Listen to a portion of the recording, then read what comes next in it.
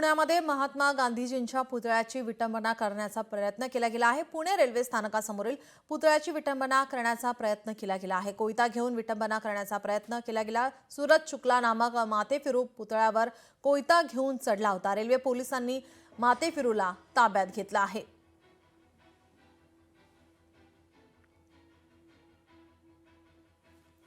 पुण्यामधील ही घटना पुणे रेल्वे स्थानकावरील धक्कादायक प्रकार या प्रकरणी एकाला ताब्यात घेण्यात आलेलं आहे।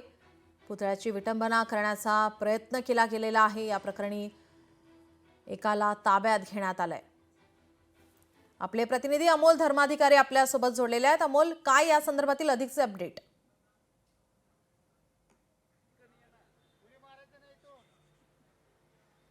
आपण पाहतोय की हाच महात्मा गांधीजी यांचा पुतळा आहे। अगदी पुणे रेल्वे स्टेशनच्या समोरच्या बाजूला हा पुतळा उभारण्यात आलेला होता आणि याच ठिकाणी रात्री सूरज शुक्ला नावाचा एक व्यक्ती आहे जो याच पुणे स्टेशनवरून बाहेर आला आणि थेट हातामध्ये धारदार कोयता घेऊन तो या ठिकाणी आला आणि आपण पाहतोय ही समोरची फरशी आहे ती सुद्धा त्यांनी फोडलेली आहे आणि इथून वर चढून तो थेट महात्मा गांधी यांच्या पुतळ्याच्या समोर जाऊन उभा राहिला आणि कोयत्याने त्यांच्या तोंडावर आणि इतर भागांवर तो वार सुद्धा करू लागलेला होता।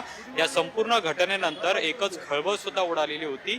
रात्री उशिरा तो या ठिकाणी पोहोचलेला होता आणि त्यामुळे लवकर ही बाब आहे ती रेल्वे पोलिसांच्या सुद्धा निदर्शनास आली नाही। पण नंतर ज्यावेळेस पोलिसांना हे समजलं त्यावेळेस तातडीनं त्याला पोलिसांनी खाली उतरून ताब्यामध्ये घेतला आणि नंतर पुढची चौकशी आहे ती सध्या या सूरज शुक्ला याची केली जाते। जी माहिती आपल्याला प्राथमिक मिळालेली आहे त्यानुसार सूरज शुक्ला हा उत्तर प्रदेश येथील वाराणसी मधून या ठिकाणी आलेला होता।